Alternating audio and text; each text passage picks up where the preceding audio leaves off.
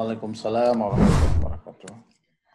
Kita akan mulai acara hari ini untuk diskusi online dari layanan dukungan psikososial MCCC PP Muhammadiyah. Jadi kami punya agenda rutin setiap hari Senin pukul 13 sampai dengan 14.30. Kita akan ada acara diskusi online bersama para tokoh dengan tema-tema yang berbeda. Pada kesempatan hari ini, alhamdulillah sudah berkenan hadir dan bergabung bersama kita yang terhormat Bapak Bupati Kabupaten Empat Lawang, Bapak Haji Jonci Muhammad, SSI SH MMMH. Assalamualaikum Pak Haji Jonci Muhammad. Waalaikumsalam. Apa kabar Mbak Rana? Baik, sehat alhamdulillah Pak. Bagaimana kabar Bapak dan Bapak Ibu di sana? Alhamdulillah Mbak Rana. Kabar alhamdulillah baik sehat. Terus kita upaya siaga. Oke Pak, sudah mulai musim hujan belum Pak di sana? Sudah mulai hujan. Beberapa hari. Sudah ya. Jalan kita yang longsor. Oke. Baik Pak Jonci, terima kasih sudah bersapa dengan kami semua para peserta dari MCCC PP Muhammadiyah. Kemudian saya ingin menyapa yang terhormat Bapak Bupati Kabupaten Musirawas, yang terhormat Bapak Insinyur Haji Hendra Gunawan SHMM. Assalamualaikum Pak Hendra Gunawan. Sudah.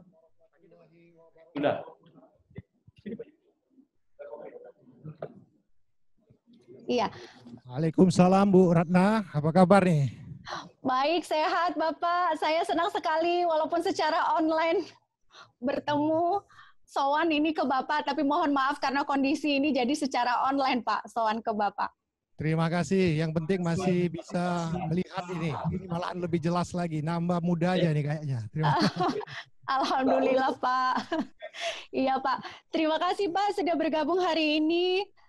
Saya ingin menyapa juga tamu-tamu saya. Yang pertama saya ingin menyapa Dr. Insinyur Nanti Kasih, Magister Teknik, beliau adalah Kepala Bapeda dari Kabupaten Musirawas. Assalamualaikum Pak Nanti Kasih. Muhammadiyah ya? Iya, dan ternyata tetangga sendiri ya Pak, dunia begitu sempitnya. Oke, saya ingin menyapa lagi Bapak Zuhri Syawal SPMSC, beliau adalah Kepala Dinas Pertanian untuk Kabupaten Musirawas. Assalamualaikum Pak. Waalaikumsalam. Baik, kemudian tamu kehormatan saya yang lain adalah Bapak M. Rozak, Kepala Dinas Kominfo Kabupaten Musirawas. Assalamualaikum, bergabung dengan kami, senang sekali Pak. Baik, kemudian saya juga akan menyapa Bapak Yusron SAG, beliau adalah Kabak Kesra dari Kabupaten Musirawas. Assalamualaikum Pak Yusron. Waalaikumsalam warahmatullahi wabarakatuh. Iya, dan satu lagi dari Kabupaten Musirawas ada Sekretaris Dinas Kesehatan, beliau adalah Bapak Nizar SKM MKes. Assalamualaikum, selamat bergabung dalam acara diskusi online MCCC PP Muhammadiyah. Kemudian tamu kehormatan yang lain adalah, saya ingin menyapa juga, ada Pak Kuswinarto, Kepala BPBD. Assalamualaikum Bapak. Waalaikumsalam. Iya, mungkin masih di-mute ya oleh admin. Mungkin bisa melambaikan tangan supaya kita semua di sini tahu Bapak Rawuh ada di sini. Kemudian saya ingin menyapa juga Ibu Sulni, Kepala Dinas Kesehatan. Assalamualaikum. Sulni, Mbak. Mohon maaf saya salah, Pak Sulni, beliau adalah Kepala Dinas Kesehatan. Assalamualaikum Bapak. Kemudian saya juga ingin menyapa Bapak Suharli, TGUPP dari Empat Lawang. Assalamualaikum Bapak. Waalaikumsalam. Iya, senang bisa bergabung siang ini di acara kami. Satu lagi adalah Bapak Asnan, Kepala Dinas Kominfo dari Kabupaten Empat Lawang. Assalamualaikum Pak Asnan. Waalaikumsalam. Ya, baik Bapak dan Ibu sekalian, narasumber pertama dan kedua sudah saya sapa. Saya ingin menyapa narasumber ketiga kita. Beliau adalah Bapak Jasmadi Ali, SPSI, MA Psikolog. Assalamualaikum Pak Jasmadi. Waalaikumsalam warahmatullahi wabarakatuh. Iya, baik. Iya. Kemudian saya ingin menjelaskan sedikit, beliau adalah dosen UIN dari Ar-Raini Banda Aceh dan tim layanan dukungan psikososial MCCC PP Muhammadiyah. Ya, baik. Saya ingin bacakan CV sedikit dari narasumber pertama kita, yang dalam hal ini nanti akan berkesempatan untuk mengawali presentasi adalah Bapak Insinyur Haji Hendra Gunawan, SHMM. Beliau mempunyai hobi bermain bola kaki, tenis, baca, dan traveling. Pak, selama pandemi apakah hobinya bisa berjalan, Bapak?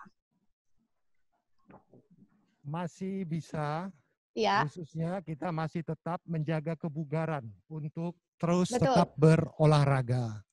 Yang Ya, namanya betul, hobi, walaupun hanya di sekitaran, kita tetap Ya. sehat, harus tetap sehat. Namanya pemimpin harus sehat ini. Iya, memberikan contoh yang baik untuk tetap menjaga kebugaran dan kesehatan tentunya ya Pak ya. Iya. Apalagi di tengah pandemi COVID ini, kita Betul. harus imunitas kita kuat dan salah satunya dengan berolahraga. Baik, terima kasih Bapak. Kemudian beliau S1, gelar sarjana S1 ada dari jurusan Ilmu Tanah Unsri Palembang, kemudian dari Fakultas Hukum Unihas Bengkulu. Jadi S1-nya ambil 2, ini luar biasa sekali Pak Hendra Gunawan. Dan S2-nya beliau mengambil Magister Manajemen Unsri Palembang, Universitas Sriwijaya Palembang. Dan beberapa riwayat pekerjaan beliau diantaranya akan saya sebutkan tidak banyak karena kita terkendala waktu. Salah satunya adalah beliau pernah bertugas di Dinas Pertanian Kabupaten Musirawas pada tahun 1989. Kemudian sebagai Kepala Bidang Ekonomi Bapeda tahun 1993 dan yang paling terbaru adalah beliau sudah menjabat sebagai Bupati Kabupaten Musirawas periode 2016 dan sampai 2021 ini gitu. Baik, untuk Pak Hendra Gunawan, presentasi untuk yang pertama ini saya serahkan kepada Bapak, nanti akan dipandu dari tim kami untuk menayangkan slide. Mohon izin dari Pak Haji Jonci Muhammad, kita ada barter sedikit dengan presentasi ya Pak. Tadi saya sudah izin dengan ajudan Bapak. Pak Haji Jonci Muhammad. Iya, terima kasih Pak Haji Jonci. Iya, monggo Bapak Bupati Musirawas Insinyur Haji Hendra Gunawan SHMM, waktu dan tempat kami persilakan 20 menit dari sekarang. Monggo Pak Hendra Gunawan. Baik. Terima kasih Adinda Ratna Yunita yang menjadi moderator pada siang hari ini. Assalamualaikum warahmatullahi wabarakatuh. Waalaikumsalam warahmatullahi wabarakatuh. Selamat siang, salam sejahtera untuk kita semua. Bersyukur siang hari ini di tengah kesibukan kita, saya secara khusus meluangkan waktu walaupun agenda demikian padat karena cintanya dengan Muhammadiyah ini. Kita semua masih diberinya nikmat kesehatan dan kesempatan sehingga dapat bersilaturahim walaupun melalui Pitkon. Kita dapat bertemu dan sekaligus menjalankan amanah yang diberikan kepada kita semua. Sholawat dan salam senantiasa kita sampaikan kepada junjungan kita Nabi besar Muhammad Sallallahu Alaihi Wasallam beserta keluarga, sahabat dan pengikutnya hingga akhir zaman. Di tengah kita hadir sahabat saya, Bupati tetangga, Adinda Jonci, beserta seluruh jajarannya. Apa kabar ini? Sehat-sehat terus ya? Alhamdulillah. Dan juga ada juga kenalan baru kita, LDP MCC PP Muhammadiyah, Bapak Jasmadi Ali. Ini.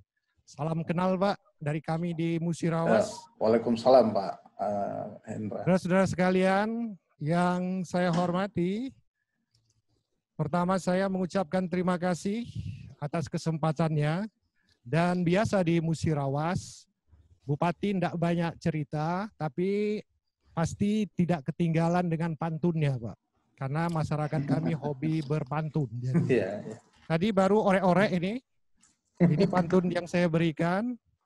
Di India ada Sungai Gangga, Indonesia kaya akan budaya. Saya sungguh merasa bahagia dan bangga dapat pitkon dengan keluarga besar Muhammadiyah. Jempol. Harus dibalas tuh. Harusnya berbalas ya Pak ya. Nah, ketawa pulau kawan gitu. Saudara-saudara sekalian yang saya hormati, dari outline yang telah diberikan, mungkin paparannya sudah jelas, tapi saya juga akan memberikan sedikit gambaran, tak kenal maka tak sayang, bahwa Musirawas merupakan salah satu kabupaten di Provinsi Sumatera Selatan. Sumatera Selatan ada 17 kabupaten kota, dan juga Musirawas merupakan salah satu dari 514 kabupaten kota yang ada di Republik Indonesia ini. Daerah ini perjalanannya sudah panjang. Harusnya kami bersama 4 Lawang kemarin merayakan tanggal 20 April hari ulang tahun kami yang ke-77. Tetapi karena ada pandemi COVID ini, maka ulang tahun kita insya Allah tahun depan. Kalau memang kita masih diberikan kesehatan dan kesempatan.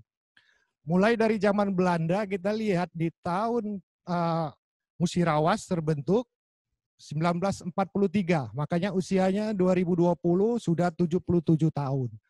Nah, di usia yang demikian panjang, Musirawas telah melahirkan 2 orang anaknya. Di 2001 lahir yang dahulu menjadi ibu kota Kabupaten Musirawas, Kota Lubuk Linggau, sekarang sudah menjadi daerah otonom di 2001 yang lalu. Dan jadi Kota Lubuk Linggau.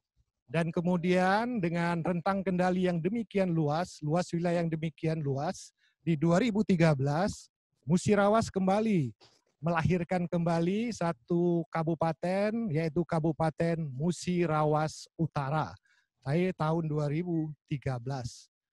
Dan walaupun sekarang dengan sudah ada anak 2, tapi lokasi kami, wilayah kami juga masih cukup luas ini. Karena dari perencanaan yang kita susun, daerah ini akan lahir 2 kota dan juga akan menjadi 3 kabupaten. Dengan sekarang jumlah penduduk Musirawas kurang lebih 403.393 jiwa. Saudara-saudara sekalian yang saya hormati, kalau mau ke Musirawas, mungkin sudah paham kalau dari Jogja. Kalau dari Jogja ini langsung saja ke Jakarta. Jakarta langsung mendarat di Lubuk Linggau. Nah, ini sudah sampai, walaupun ibu kota lama, kita hanya sekitar 15 menit dari kota Lubuk Linggau. Banyak jalan, baik udara, darat, kereta api juga bisa. Karena sudah lama kita tidak ketemu, sudah rindu, nanti mudah-mudahan COVID ini cepat berlalu sehingga kita dapat bersilaturahim kembali. Amin, amin. Lanjut saja, daerah kami secara umum ini memang unggul kalau kita lihat dari potensi yang ada ini memang di sektor agraris, di sektor pertanian. Sumbangan terhadap produk domestik renewal bruto memang didominasi oleh 3 sektor unggulan. Yang pertama pertambangan, kemudian dan penggalian, kemudian juga sektor pertanian dalam arti luas, dan juga yang ketiga jasa ya. Dan juga bisa dapat dilihat ini. Alhamdulillah sebelum pandemi COVID ini, kita lihat saja pertumbuhan ekonomi kita sejak diberikan amanah 4 tahun ini terus meningkat. Sebenarnya baik sekali. Malahan kami target kemarin di 2020 ini bisa tembus 6% pertumbuhan ekonomi kita. Tetapi apa daya, COVID cepat datang, sehingga di kondisi terakhir kita pada posisi pertumbuhan ekonomi kita 5,88%. Yang ini juga masih di atas rata-rata provinsi dan juga di atas rata-rata nasional.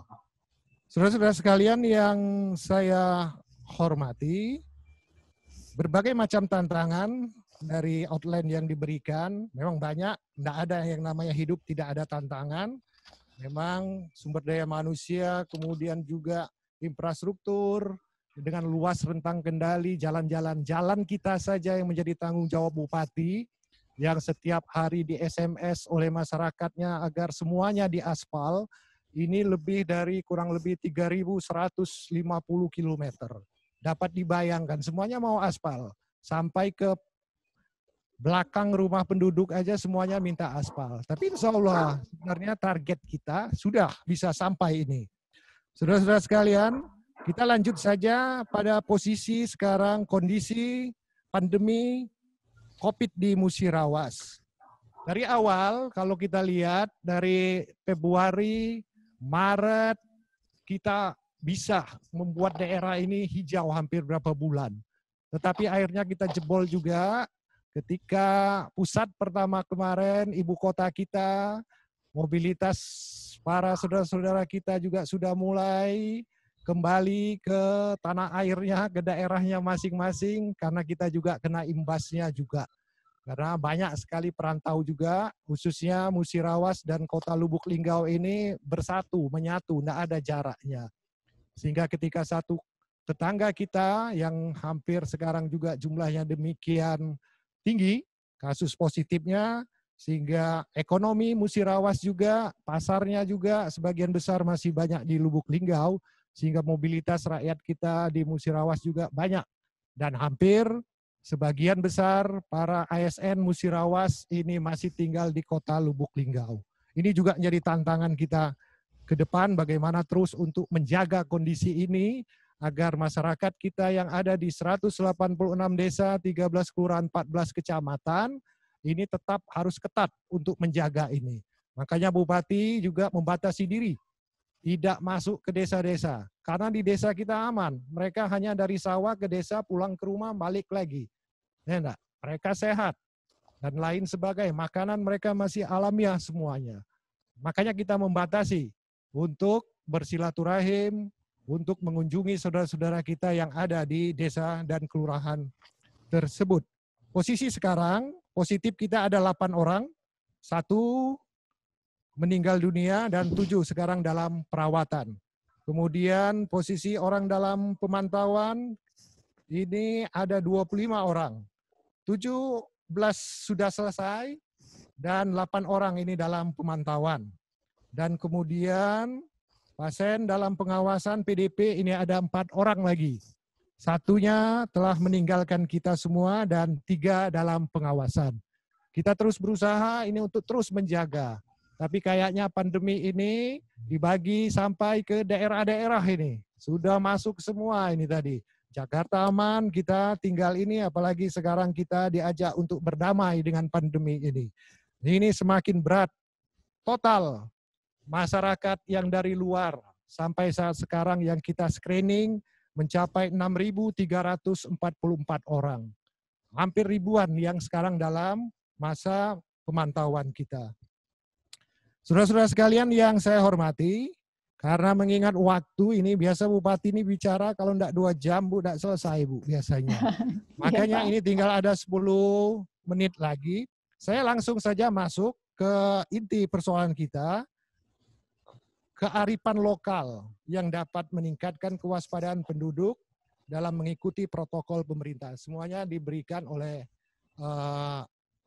moderator. Saya cuma fokus 3 aja, ini anggaran kita, nanti bisa dilihat, bisa dibaca saja. Musirawas sempat membahana di Persada Nusantara, karena anggaran pertamanya, yang karena waktu 1 minggu, kita hanya menganggarkan di belanja tidak terduga 4,5 miliar. Jadi daerah kabupaten yang paling kecil di Republik Indonesia dipaparkan juga bahwa Musirawas karena menganggarkan 4,5 miliar. Untuk kesehatannya hanya 2 miliar 20 juta waktu itu. Sehingga menjadi yang terkecil. Tetapi sampai sekarang setelah ada SKB 2 menteri ini, kita terus melaksanakan realokasi sesuai dengan kebutuhan kita. Ini yang pertama, Bu, ini masuk 10 besar yang terkecil. Bukan kita tidak peduli, tapi inilah dana yang bisa kita gunakan awal sekali. Karena keterbatasan dan karena kita fokus untuk menyelesaikan di lapangan, untuk mempersiapkan sebelum dana ini cair, kita bulan 2, bulan 3 sudah memberikan ketenangan kepada masyarakat. Sebelum dana APBD kita bergotong royong. Karena kita sudah mendengar bahwa di rumah sakit di beberapa daerah ini APD-nya sangat terbatas.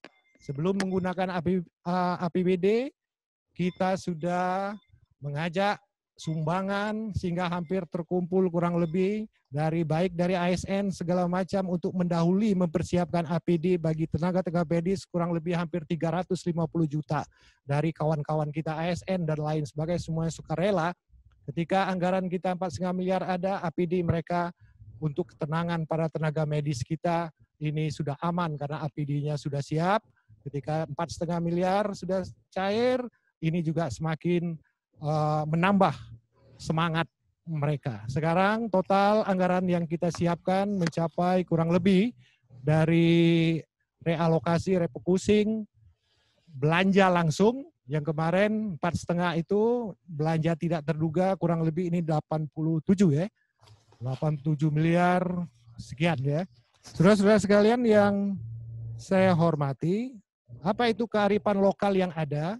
Kalau kita lihat dari data penduduk Musirawas, saya bagi saja ini orek-oreknya tadi sebelum ke sini, dari demikian banyak masukan. Yang pertama, kearifan lokal di bidang keagamaan. Mengapa demikian? Dari data, ada 98,13% rakyat Musirawas beragama Islam. Artinya, dengan bekal agama ini, yang sebagian besar penduduknya Jawa dan religius. Dan kemudian pondasi di bidang keagamaan ini, pendahulu saya, ini kakanda kami Bupati terdahulu bersama saya ketika saya diberikan amanah sebagai Kepala Bapeda telah menyusun pondasi di bidang keagamaan ini dengan visi kami terwujudnya bumi agropolitan dan kawasan pertambangan menuju Musirawas Darussalam. Ini visi dulu bahwa kita ingin daerah kita Musirawas ini menjadi daerah Darussalam. Kita ingin rakyatnya selamat, bahagia, sejahtera di dunia.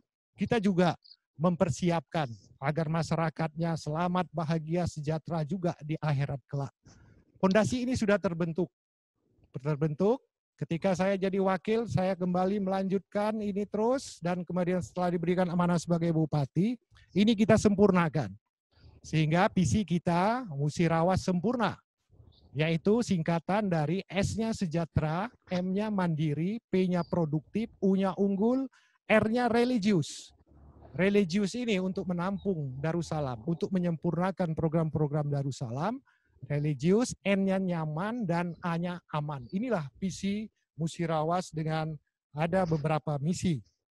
Kemudian kita lihat dengan basis agama yang kuat untuk menghadapi cobaan yang diberikan oleh Allah Subhanahu wa Ta'ala. Kita orang yang bertakwa dan beriman.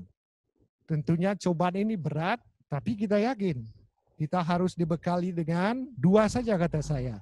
Mensyukuri segala nikmat yang ada. Dan yang kedua ya harus sabar.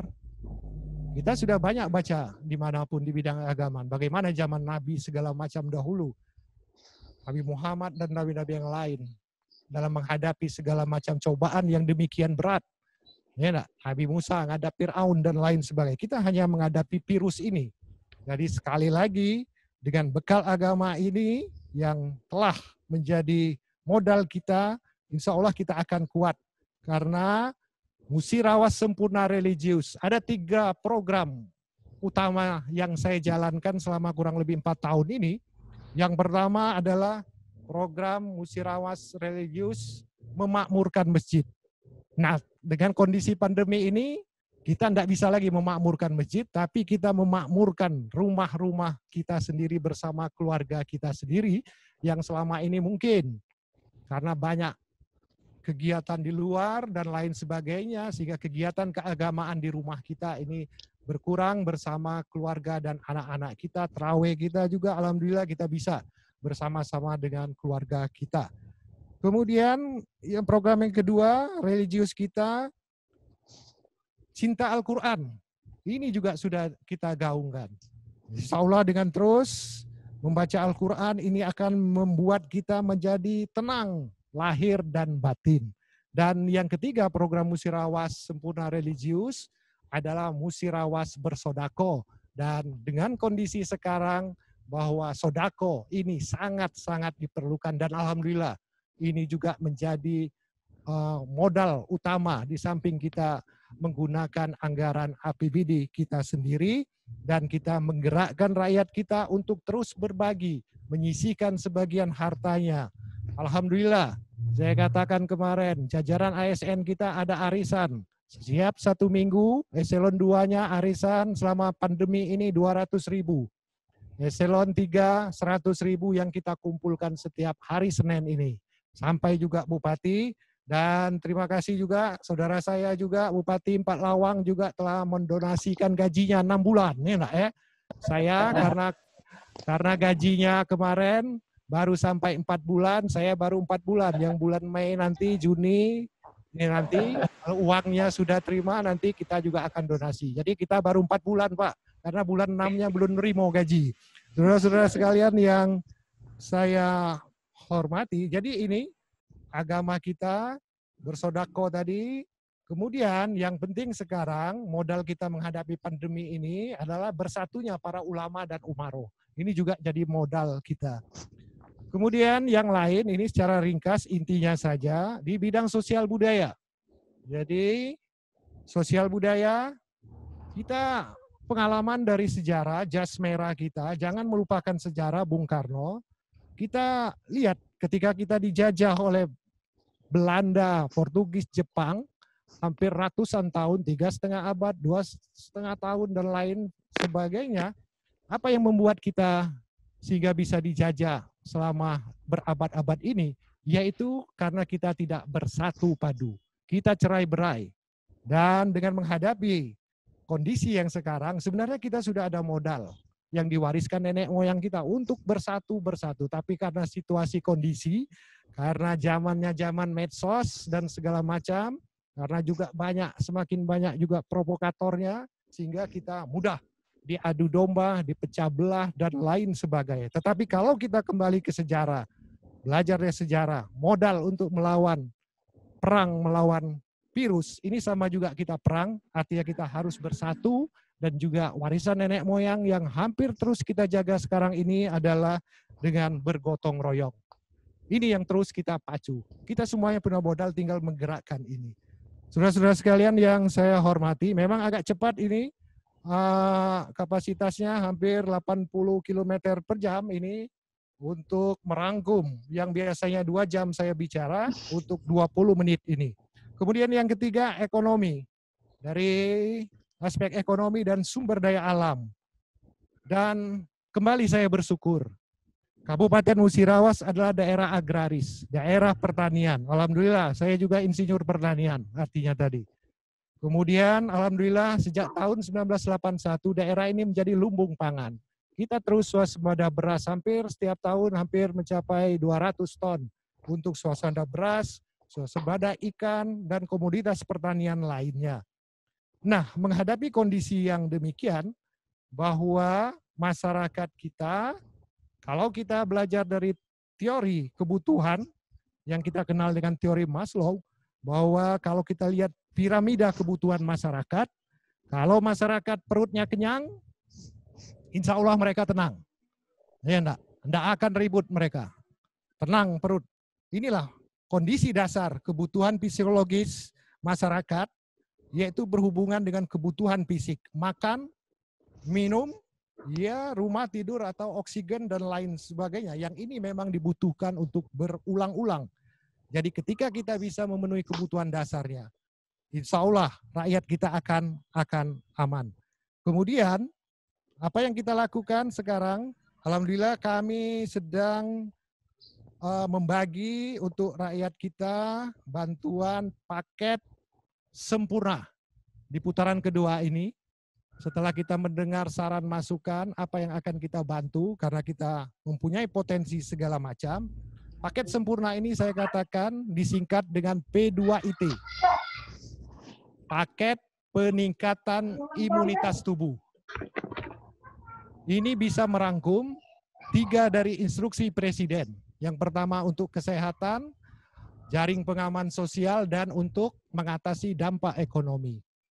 Paket ini berisi mulai dari karbohidratnya, beras kita berikan, kemudian ayam kita berikan, kemudian telur, kemudian ikan kita berikan, untuk masyarakat kita, kemudian buahnya, susunya kita berikan, kemudian kita tambah sembakonya yaitu gula, kemudian juga cabai, sayuran di setiap rumah penduduk, setiap jengkal tanah mereka menanam sayuran, kemudian juga ada juga kecap, kita tambahkan, ini makanya kita namakan paket sempurna. Jadi paket ini kita ambil dari hasil-hasil produksi masyarakat kita. Beras kita, kemarin saya cek, 1 hari penggiling beras kita mampu menggiling beras 20 ton, 24 jam. Prosesnya langsung dari sawah, langsung diangkut ke tempat penggilingan, langsung dengan alat pemanas yang sudah lengkap di sana, terus berputar, langsung keluar, langsung di packing, alat packingnya sudah ada. Alhamdulillah, kita sudah memiliki alat ini yang dibantu oleh pemerintah pusat. Sehingga kapasitas dalam 1 hari 24 jam bisa memproduksi beras bersih. Nanti Pak Lawang kalau perlu kirim saja, masih segar berasnya, masih hangat. Masih hangat. Jadi insya Allah ini juga akan menambah kalau berasnya bagus, imunitas karbohidrat di masyarakatnya juga bagus. Kita ngambil dari beras petani langsung. Ikan juga yang kita tahu mereka selama ini pemasaran sampai ke beberapa provinsi. Sekarang tidak ada karena transportasi dan lain sebagainya. Sekarang kita beli ikan-ikan mereka, ikan nila, ikan lili mereka. Kita bagikan kembali untuk rakyat kita. Kemudian sekarang rakyat kita hampir mencapai cabai, walaupun cabai ini juga mempengaruhi inflasi kita. Alhamdulillah sekarang cabainya juga kita beli. Kemudian buah kita juga, semangka kita yang ini kita juga kembalikan kepada mereka semua. Kemudian telur. Kemarin saya masuk kandang telur tadi, demikian banyak juga. Ini juga untuk menambah imunitas. Di samping untuk kesehatan tadi, kemudian paket ini kita berikan kepada para masyarakat kita yang miskin. Inilah juga jaring pengaman sosial kita dan juga untuk menjaga ekonomi daerah sehingga para petani kita terjaga. Ini juga untuk dampak ekonomi. Jadi 3 pesan Presiden untuk kita antisipasi cukup dengan paket murah sempurna ini semuanya sudah terakomodir di sana. Saudara-saudara sekalian yang saya hormati, kemudian juga kita lihat untuk masker kita berdayakan tukang jahit kita. Biasanya mereka banyak menerima, apalagi mau lebaran ini, baju-baju baru sekarang kita kumpulkan mereka untuk menjahit masker.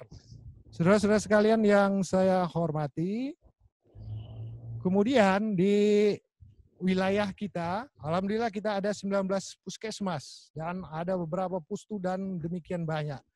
Sampai ke 19 puskesmas sudah kita cek seluruhnya, insya Allah mereka akan mampu untuk menghadapi ini. Saudara-saudara sekalian, kemudian di bidang inovasi, salah satu yang dengan pandemi ini, di samping untuk imunitas tubuh tadi, terus sosialisasi edukasi, kemudian disinfektan kita. Banyak kita menggunakan yang alami, seperti dengan katakanlah sawit kita pakai, kemudian daun sirih, jeruk nipis untuk juga menyemprot rumah-rumah penduduk dan juga jalan-jalan yang ada. Sehingga kita harapkan yang virus ini juga masyarakat kita hampir secara rutin damkar kita putar. Karena rakyat kita kalau tidak heboh-heboh pakai wing-wing itu mereka ini tidak yakin ini. Kalau sudah damkarnya terus berputar baru mereka yakin bahwa kita ini perang. Inilah mungkin beberapa hal yang dapat saya sampaikan. Ini masih banyak, tapi saya lihat waktu sudah pas 13.40 ini. Dari 13.20, karena bulan puasa kita sama-sama mencoba untuk disiplin, karena kita yakin untuk perang melawan COVID ini hanya ada 2. Yang pertama masyarakatnya harus disiplin, ya enggak ya? Kalau masyarakatnya enggak disiplin, apapun yang kita inikan mungkin enggak akan berhasil. Jadi fungsi masyarakat, kemudian juga kita juga pemerintah juga yang diberikan amanah, tentunya juga suka tidak suka juga harus tegas kita. Karena kita sudah tahu kondisi masyarakat kita kalau hanya sosialisasi dan lain sebagainya, ini berat mereka. Kita melihat contoh-contoh daerah yang memang ketat aturan dijalankan, ini insya Allah ini dapat berjalan dengan baik. Karena kita yakin virus ini tidak bisa terbang, hanya karena manusia. Jadi kalau mobilitas kita tetap menjaga jarak, menjaga sosial, hubungan kita hanya demikian, hanya melihat wajah di televisi saja, insya Allah mata rantai COVID ini dapat kita putus. Dan sekali lagi, agama kita tetap berikhtiar, berusaha sekuat tenaga, dan tentunya kita harus tetap berdoa. Kita yakin Allah Subhanahu wa Ta'ala ini akan mengabulkan dan kita akan lulus dari ujian ini. Semakin besar ujiannya, semakin berat soal ujiannya, insya Allah kita akan dimudahkan nanti untuk masuk surga. Kalau lemak makan ikan nila, lebih lemak lagi makan ikan patin. Kalau ada hilaf dan salah, saya mohon maaf lahir dan batin. Wassalamualaikum warahmatullahi wabarakatuh. Waalaikumsalam warahmatullahi wabarakatuh. Terima kasih banyak kepada Bapak Bupati Haji Hendra Gunawan atas paparannya. Tadi sudah menyampaikan bahwa kearifan lokal dari Kabupaten Musirawas ada dari bidang ekonomi, kemudian sumber daya, dan yang ada kunci paket sempurna tadi ya Pak ya, yang itu mengangkat hasil daerah untuk bisa juga dari rakyat, oleh rakyat dan untuk rakyat, semuanya kembali ke rakyat begitu ya Pak ya. Luar biasa sekali. Saya ingat kalau saya pulang ke rumah itu di depan halaman di seberang jalan itu padi menguning gitu Pak. Rasanya senang sekali. Iya, Jadi masih menjadi daerah untuk lumbung ya Pak ya. Masih.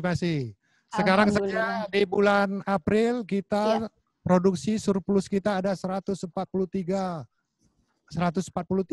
ribu ton, 143 ton ya. Sehingga kita surplus hampir di bulan Februari ini ada stok kita ada 100 ton ya. Alhamdulillah. Iya, alhamdulillahirabbil alamin. Berapa? Oh, surplus ya. Iya, saya ikut senang Pak mendengarnya karena artinya kan ada stok bahan makanan yang cukup. Kekhawatiran masyarakat luas ini kan berkaitan dengan bahan makanan. Mereka biasanya kalau ke toko-toko memburu itu, Bapak. Iya. Oke, iya. Makanya tadi saya mulai 4 tahun kemarin masyarakat kita untuk memanfaatkan setiap jengkal tanah. Ditanam sayur-sayuran, ditanam apapun, sehingga mereka untuk kebutuhan sehari-hari, obat-obatan mereka ada. Dan kita tahun kemarin ada salah satu desa kita menjadi juara 2 nasional toga, tanaman obat.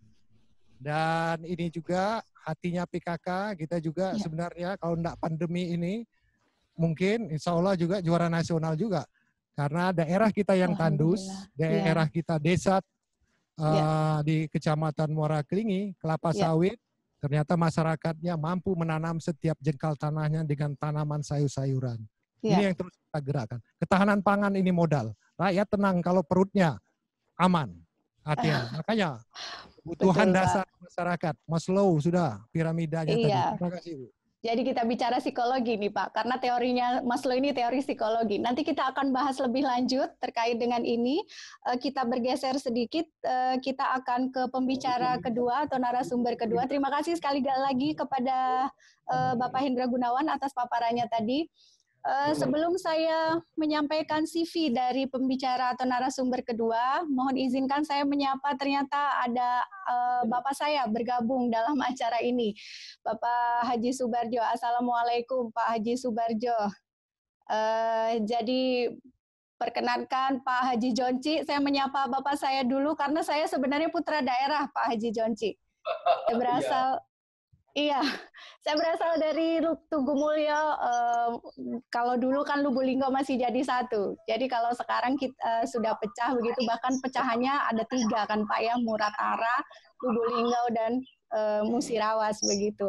Baik, kemudian mohon berkenan saya akan membacakan CV dulu, dan sebelum saya membacakan CV saya juga ingin menyapa ada Ibu Haja Happy Safriani SKM MKes yang bergabung hari ini. Beliau adalah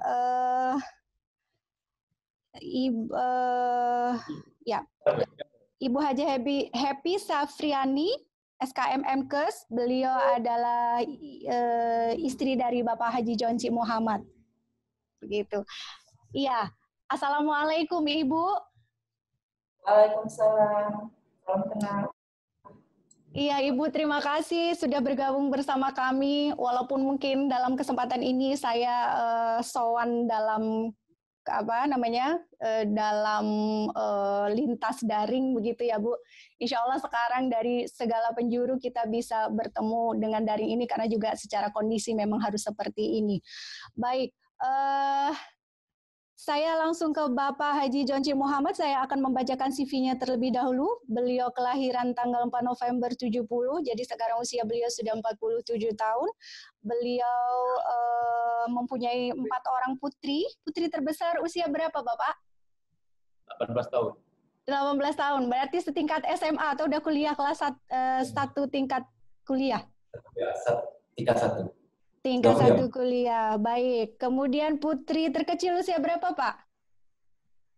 Pas 17. Oke, 4-4-nya putri ya, Pak ya? Iya, 2 kali kembar. Oh, subhanallah. Iya, dianugerahi putri kembar, luar biasa. Kemudian aktivitas beliau, waktu pengalaman jabatan dan pekerjaan beliau, dulu awalnya adalah asisten dosen Fakultas Geografi Universitas Gadjah Mada. Bapak, dunia itu sempit sekali. Jadi ternyata suami saya ini adalah adik tingkatnya Bapak di Fakultas Geografi UGM, Pak. Mudah-mudahan pasti kenal dengan saya itu, Mbak. Beda 7 tahun tapi Bapak. Iya. Mungkin Bapak udah lulus waktu itu ya. 7 tahun belum. Saya mau sholat nih. Ya, pasti kenal ya. Oke. Baik Pak, banyak suka duka di sana mungkin ya Pak. Nanti kita bisa bercerita lebih lanjut nantinya. Kemudian beliau adalah Ketua Komisi C DPRD Kabupaten Lahat.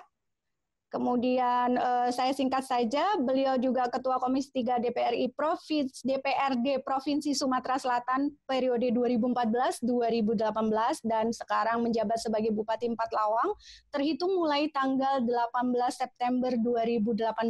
Kabupaten Empat Lawang juga merupakan pecahan dari kabupaten sebelumnya ya Pak ya. Mungkin nanti dalam presentasi Bapak bisa sampaikan lebih lanjut di samping beberapa kearifan lokal yang akan diangkat dari Kabupaten Empat Lawang. Monggo Pak Haji Jonci Muhammad, SSI MMMH, waktu dan tempat kami persilakan. Terima kasih. Bismillahirrahmanirrahim. Assalamualaikum warahmatullahi wabarakatuh.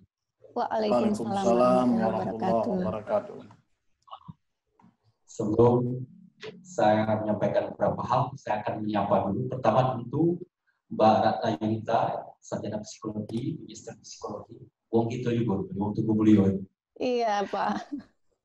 Kemudian tadi sahabat saya, kakak saya yang luar biasa menyampaikan paparannya, Bupati Musirawas, Kakanda Haji Hendra Gunawan, SHMM. Kemudian Pak Jasmad Ali, sarjana psikologi, MA, dosen UIN Aceh yang tergabung dalam Muhammadiyah COVID-19 Common Center ini. Bapak Ibu sekalian, Waalaikumsalam Pak Yuri. Alhamdulillah, sekalipun dalam bentuk daring, video conference ini kita bisa tukar pikiran, sharing pendapat berkaitan dengan COVID-19 yang menjadi bencana internasional, nasional, daerah bagi kita semua. Sehingga mudah-mudahan dari hasil talkshow hari ini kita bisa mengambil beberapa langkah. Saya terus terang tidak seperti Kakanda saya tadi atau Bupati Musirawas tadi yang detail lengkap menyampaikan ini, karena ketika dikonfirmasi 2 hari yang lalu katanya talkshow interaktif. Jadi saya berpikir lebih banyak lisan tentang apa yang disampaikan. Jadi saya tidak menyampaikan slide-slide yang detail, tapi saya akan menyampaikan beberapa hal. Yang pertama tentu seperti disampaikan Pak Hendra Gunawan tadi, tak kenal maka tak sayang. Saya akan menyampaikan beberapa hal berkaitan dengan selintas, serayang pandang tentang Pak Lawang. Mbak Ratna, Pak Lawang ini dibanding dengan Musirawas, usianya masih relatif muda, baru tahun ke-13. Harusnya kita peringati 21 April kemarin, tapi karena pandemi COVID-19 ini semuanya kita tiadakan. Pak Lawang ini bagian dari Kabupaten Kabupaten Lahat, juga mekar menjadi 3 bagian, kemudian itu sendiri Kabupaten Lahat, Pak Lawang, dan Kota Pagaralam. Kemudian kalau bicara Palawang tentu tidak akan lepas dari ibu kotanya Tebing Tinggi. Sejarah Tebing Tinggi ini cukup panjang dan terkenal. Bahkan Tebing Tinggi ini pada tahun 1870 ketika masih dijajah Hindia Belanda pernah diusulkan untuk menjadi ibu kota Kepresidenan Sumatera Selatan. Tapi karena hanya ada satu Kepresidenan Sumatera, tidak jadi. Artinya begitu penting Palawang ini dari masa dahulu, sekarang insya Allah ke depannya. Kemudian kami sampaikan Palawang ini terdiri dari 10 kecamatan, 147 desa, 9 kelurahan. Saya sampaikan tadi, mungkin Palawang sejak 18 September 2018 yang lalu, hampir 2 tahun, sebentar lagi, masuk tahun kedua, dan di tahun kedua kita sudah diuji oleh Allah SWT dengan wabah atau pandemi COVID-19 yang luar biasa. Mudah-mudahan kami mampu mendahodai Palawang untuk keluar dari pandemi COVID-19 ini. Kemudian visi kami diambil visi daerah ini dari visi kampanye kami dulu. Visi Palawang ini Palawang mewujudkan masyarakat Palawang madani, makmur, aman, damai, agamis, nasionalis dan cinta. Ini tentang Palawang sedikit kami sampaikan. Kemudian berkaitan dengan COVID-19 ini atau virus corona ini, saya sejak awal mengamati betul, begitu betul, dan bahkan berkomitmen. Ini Pak Hendra, Bupati Musirawas, saya sampaikan, saya sejak ini belum pernah keluar dari Palawang, sudah 2 bulan, 14 hari dengan hari ke Linggau pun dah, ke Musirawas pun dah, padahal tetangga sebelah. Saya fokus betul, dan saya amati sejak Januari ketika Gubernur DKI, Pak Anies Baswedan mengatakan, iya ada wabah, dulu belum disebut COVID-19 atau virus corona, tapi masih virus Wuhan katanya pada waktu itu, sudah mengamati begitu. Kemudian mulai dibicarakan di tingkat negara kita Indonesia, lahirlah dimulai dari Inpres 4 2020, kemudian yang khusus mengatur tentang ini ada Imendagri nomor 1 2020 yang mengharuskan ketua gugus tugas penanganan COVID-19 ini bupati, bukan lagi kepala BPD. Pada sebelumnya kepala BPD. Saya mulai bentuk itu. Saya instruksikan untuk bentuk tidak hanya tingkat kabupaten, kita juga bentuk tingkat kecamatan, desa, dan kelurahan. Alhamdulillah. Nah, ini ingin saya sampaikan sejelas tentang ini berkaitan dengan SOP standar penanganan COVID-19 secara nasional. Jadi hal-hal yang berkaitan dengan jaga jarak, kemudian jaga imunnya, asupan makanan yang bergizi, ini sudah kita sosialisasikan. Saya alhamdulillah didukung oleh Forkopimda yang cukup kompak kan, turun ke lapangan, mutar seluruh desa, kita datang, pada desanya kita berikan sosialisasi apa yang harus dilakukan. Kemudian gugus tugas itu saya minta setiap saat 24 jam untuk memonitor 4 pintu gerbang Palawang, makanya Palawang. Memonitor itu saya perintah untuk bentuk posko di 4 pintu ini berkaitan dengan orang lalu lalang, baik yang masuk maupun yang keluar. Terutama yang masuk, yang punya sejarah atau punya ini daerah-daerah yang sudah masuk kategori zona merah. Itu menjadi perhatian betul bagi saya. Nah, kebetulan daerah sekitar dalam proses perjalanan tadi Musirawas awalnya saya berharap itu sama dengan kami, jangan sampai ada yang terjangkit. Rupanya Allah berkehendak lain, daerah sekitar kami ini semuanya sudah kena. Musirawas berbatasan langsung, Pak Hendra Gunawan juga sudah kena. Lubuk Linggau yang sudah masuk zona merah, Lahat juga berbatasan dengan itu juga sudah kena, Pekalongan kena, kemudian Kampung Pahyang Bengkulu juga sudah kena. Kami alhamdulillah terjangkit COVID-19. Kami alhamdulillah per hari ini tanggal 19 ini masih alhamdulillah zona hijau atau green zone, zona hijau, dan doakan akan Palawang sampai berakhir pandemi COVID-19 ini tetap di zona hijau. Ya, amin ya rabbal alamin. Memang yang menjadi persoalan terbesar sama dengan daerah lain, ini kedatangan warga kita, masyarakat kita yang merantau di daerah-daerah terutama Jabodetabek, sekitar Batam, ini yang sudah masuk kategori zona merah atau red zone tadi. Ini menjadi persoalan. Sampai dengan hari ini yang sudah masuk terpantau oleh kita ke Palawang ini dari pos kehidupan, itu orang perjalanan dari luar masuk ke Palawang, orang Palawang ada 3.910 orang per tanggal 16 kemarin. Kemudian ada OTG 53 orang, ada ODP 105 orang, ada PDP 3 orang, dan saya mendapatkan kabar tadi malam satu PDP kita yang sudah kita kirim ke Rumah Sakit Muhammad Hussein Palembang sebagai rujukan meninggal, tapi belum diketahui hasil rapid testnya negatif, tapi swabnya belum. Saya berharap juga negatif, karena memang yang meninggal itu punya riwayat TBC. Mudah-mudahan karena penyakit itu bukan karena COVID-19 atau virus corona. Bapak Ibu sekalian, para sahabat saya, Bupati Musirawas yang saya hormati, Mbak Rana, Pak Jasmati Ali yang saya hormati pula.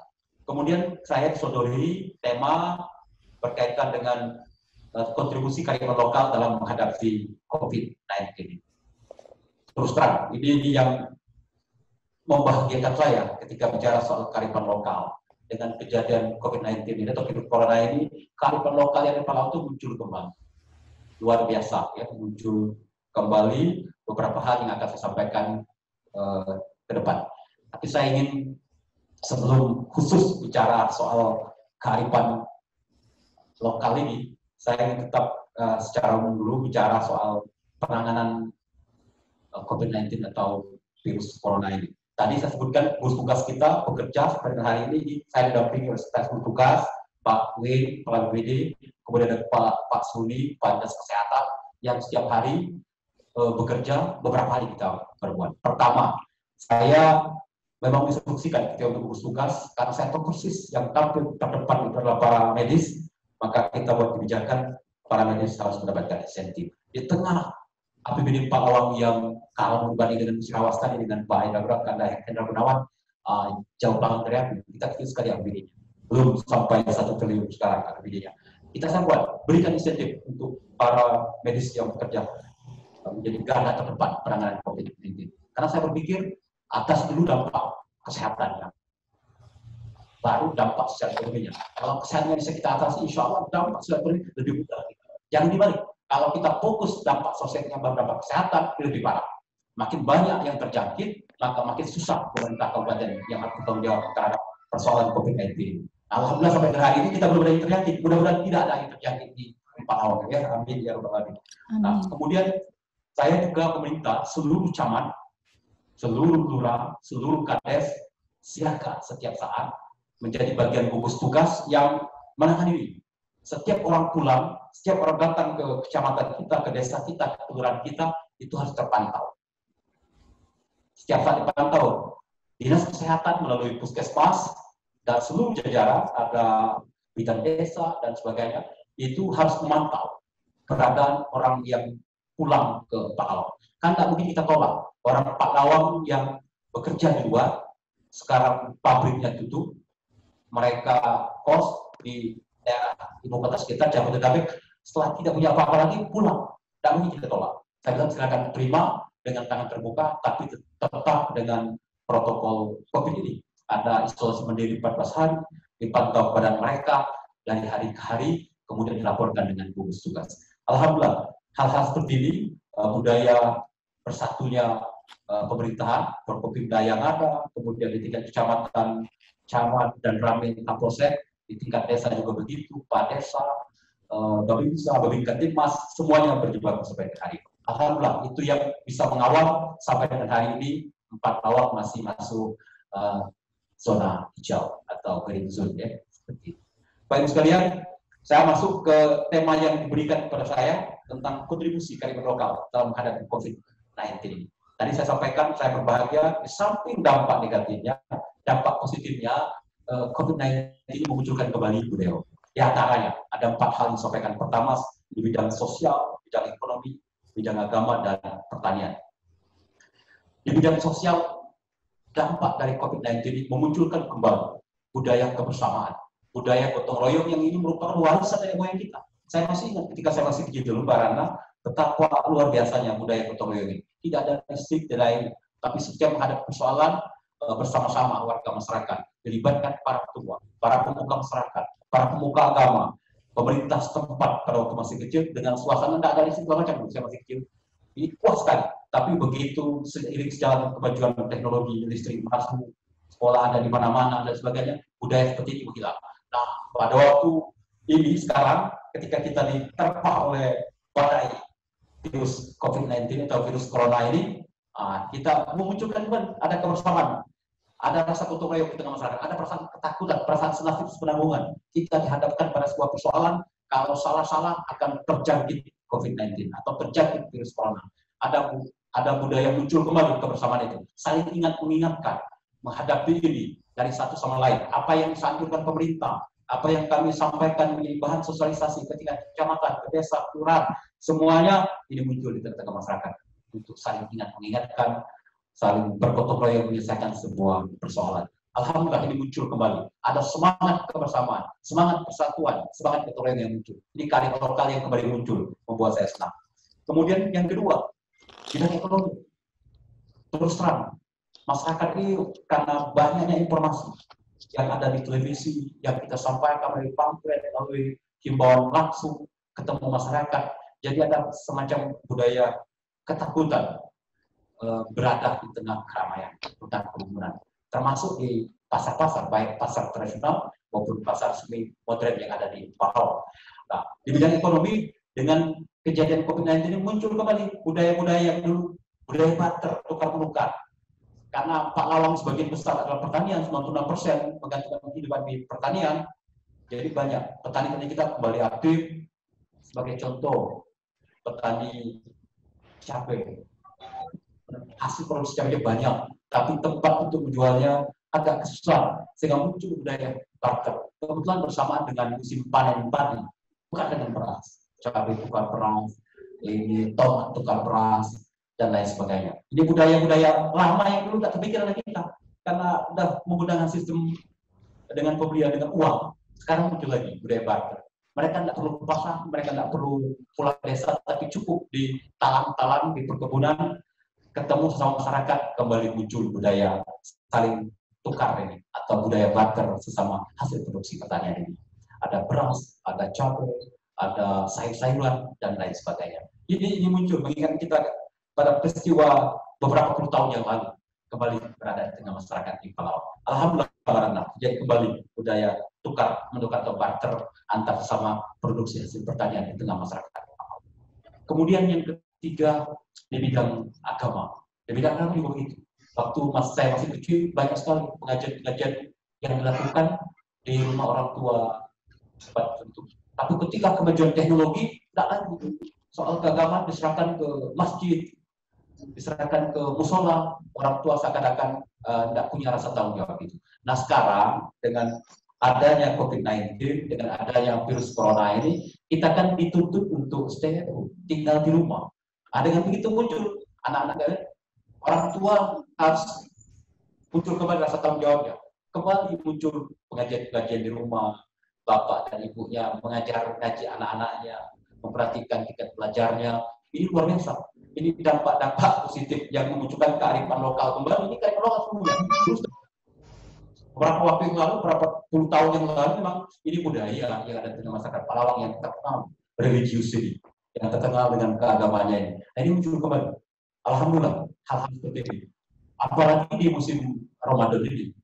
Di musim Ramadan, pemerintah menghimbau agar tidak usah tarawih di masjid, bukan larangan ibadahnya, bukan larangan tarawihnya, tapi larangan berkerumun orang banyaknya. Sehingga dianjurkan untuk tarawih di rumah, beribadah di rumah. Nah ini menimbulkan budaya-budaya lama, budaya lokal, kearifan lokal muncul kembali, bahwa kehidupan keberagamaan muncul kembali di tengah-tengah masyarakat, di tengah-tengah keluarga yang ada di bumi saling kerawati, bumi Palawang tercinta. Bapak Ibu sekalian, kemudian di bidang pertanian tadi, di samping ada budaya barter muncul kembali, juga muncul kekhasan tanam lokal yang bermanfaat dalam menghadapi COVID-19 dalam budaya atau virus corona ini, yaitu tanaman lokal yang berkhasiat untuk mengatasi ini, diyakini oleh masyarakat. Di antaranya kembali maraknya masyarakat warga masyarakat Palawang menanam kunyit, menanam jahe merah, daun sirih dan lain sebagainya di tengah masyarakat. Ini dikatakan muncul lagi antar satu masyarakat ke masyarakat lain, saling memberi informasi bahwa ini punya khasiat yang luar biasa. Tanaman lokal kita ini, kunyit, jahe merah, sirih, ini berkhasiat untuk meningkatkan imun kita dalam rangka menghadapi COVID-19 atau virus corona ini. Ini di bidang dan masih banyak hal lain yang muncul tapi belum terdeteksi oleh kami, tapi yang pasti dengan kejadian COVID-19 ini, dengan musibah virus corona ini, masyarakat Pahlawan kembali bersatu, kembali diingatkan pada hal-hal masa lalu yang cukup bermanfaat untuk menguatkan imun kita dalam rangka menghadapi COVID-19 ini. Bapak Ibu sekalian, Pak Bupati Musirawas, Pak Jasmadi Ali, Mbak Ratna, ini sampaikan berkaitan dengan kontribusi kearifan lokal terhadap penanganan COVID-19 di Pahlawan. Yang pasti, Mbak Ratna, kami, saya bersama jajaran dan seluruh stakeholder berjibaku untuk membuat Pahlawan tetap berada pada posisi green zone atau zona hijau ini. Kami bertekad dengan segala kemampuan kami, dengan keterbatasan APBD, relokasi anggaran, refocusing anggaran yang diamanatkan oleh Mendagri nomor 1 tadi, oleh Inpres nomor 4 2020 tadi sudah kita lakukan. Dan alhamdulillah sejak awal saya tidak menjadi pilar sampaikan oleh Bupati Musirawas tadi, karena memang sejak awal sekalipun tidak besar, kita sudah mengalokasikan lebih dari yang dialokasikan oleh Musirawas tadi. Kita mengalokasikan 30 miliar tahap awal, refocusing yang kita lakukan, alhamdulillah termasuk di antara 17 kabupaten kota plus 1 provinsi, 5 kabupaten yang tidak tertunda DAU ya, karena ketepatan menerjemahkan PMK yang diberikan kepada kami, dan kami sudah sesuai dengan jumlah tulis yang minta tentang relokasi anggaran dan refocusing itu, sehingga Pahlawan terhindar dari penundaan 35% DAU akibat ketidakcepatan membaca perintah dari pemerintah pusat. Pak Ibu ini sampaikan, tapi sebelum saya akhiri, kalau tadi Bupati Musirawas 2 kali berpantun luar biasa, saya juga ingin menyampaikan pantun di penghujung paparan saya ini. Ya, memberi kentang untuk dimakan, setalam nasi bercampur kuah. Dari Pahlawan kami mengucapkan salam terima kasih untuk Muhammadiyah. Terima kasih. Assalamualaikum warahmatullahi wabarakatuh. Waalaikumsalam warahmatullahi wabarakatuh. Terima kasih Pak Haji Jonci Muhammad, SSI MMMH, luar biasa semangatnya, kemudian paparannya tadi, dan ini yang paling bikin kangen ini Pak. Jadi agak melo ini, rasanya pengen balik ke kampung halaman ini, karena pantun itu sangat khas. Artinya itu bagian dari kearifan lokal sebetulnya, yang memang selama ini kan masih kita terapkan ya. Baik. Saya tidak akan berpanjang lebar karena kita juga diburu juga dengan waktu. Jadi untuk narasumber ketiga masih ada Pak Jasmadi Ali. Tadi sudah saya sampaikan bahwa beliau adalah dosen dari UIN Ar-Raini Banda Aceh. Kemudian aktivitas beliau yang lain adalah beliau ada dalam tim layanan dukungan psikososial MCCC PP Muhammadiyah. Jadi sekedar gambaran tentang MCCC PP Muhammadiyah, Pak Haji Jonci dan kemudian Bapak Haji Hendra Gunawan. Jadi kami di Muhammadiyah kami punya 60 psikolog yang bisa membantu untuk melayani konsultasi bagi siapapun yang membutuhkan konsultasi, dan itu bisa dilayani secara daring atau secara online melalui WA begitu. Nomor yang bisa dihubungi untuk memberikan layanan konsultasi online adalah kami punya admin, ada di nomor 0878 9469 6641. Saya ulangi 0878 9469 6641. Jadi ada admin Dewi di sana, nanti bisa menerima untuk layanan konsultasi psikologi. Setelah itu admin akan mencarikan psikolog yang bertugas siapa, kemudian siapa yang membutuhkan konsultasi. Misalnya hari itu ada psikolog yang bertugas dan bersedia untuk memberikan pendampingan psikologis, maka akan dilakukan dengan cara yang disepakati dengan kliennya atau bisa dengan perjanjian. Misalnya kliennya lebih ingin dengan telepon, maka nanti psikolognya akan menelpon. Kalau kliennya lebih nyaman dengan chat WA, maka nanti akan dilayani dengan chat WA. Dan itu berlaku dari hari Senin sampai hari Minggu. Itu sedikit informasi dari saya terkait dengan layanan dukungan psikososial MCCC PP Muhammadiyah. Untuk sesi ketiga, monggo waktu dan tempat saya persilakan kepada Bapak Jasmadi Ali, SPSI MA Psikolog untuk menyampaikan paparan materinya. Monggo Pak Jasmadi Ali. Oke, Assalamualaikum warahmatullahi wabarakatuh. Alhamdulillah. Waalaikumsalam warahmatullahi Salatan wabarakatuh. wassalaman ala Rasulillah wa ala alihi wasahbihi wa mawala. Bapak Haji Hendra Gunawan dari Musirawas dan juga Haji Junci Muhammad SSI dari 4 Lawang ini ya, beserta staf dan lain sebagainya. Langsung saja ini karena waktu saya nggak tahu berapa menit akan diberikan oleh Mbak Yunita, ya. Dan pada rekan-rekan dan peserta diskusi online MCC Muhammadiyah yang saya muliakan. Langsung saja kalau kita lihat dari slide ini nanti panjang tapi langsung saja. Jadi di Provinsi Aceh baru ada korban COVID itu pada tanggal 23 baru meninggal, dan sampai hari ini alhamdulillah masih tetap itu satu-satunya korban COVID di Provinsi Aceh. Pada tanggal 22 ini belum ada yang meninggal. Korban yang meninggal tanggal 23 ini baru diketahui positif COVID itu 3 hari setelah itu, karena hasil labnya itu baru dikirim dari Jakarta 3 hari setelah beliau meninggal. Tapi waktu meninggal itu diberi semacam vonis terus bahwa almarhum positif COVID. Jadi sampai hari ini kebetulan data yang saya ambil terakhir itu tanggal 16 Mei, itu yang positif COVID di Aceh ada 18 orang. Alhamdulillah meninggal masih tetap 1 orang. Ya. Oke, terkait dari beberapa kebijakan baik umara, ulama dan juga masyarakat di Aceh terkait COVID-19 ini ada beberapa. Jadi para ulama terutama dan Pemda Aceh itu di awal Maret sudah menghimbau, terutama ulama dalam salah satu kegiatan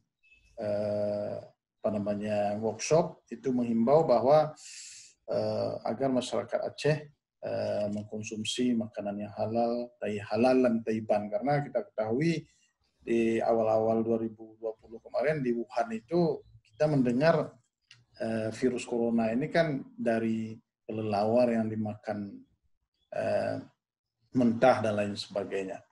Jadi oleh karena itu para ulama cenderung menekankan kembali bahwa makanan halal itu adalah sebagai makanan yang betul-betul menghindari kita dari berbagai penyakit dan lain sebagainya. Termasuk juga Pak PLT Gubernur Aceh mengeluarkan juga semacam instruksi supaya masyarakat Aceh tetap menjaga kesehatan dan kebersihan dengan berwudu, terus memperbanyak zikir dan lain sebagainya.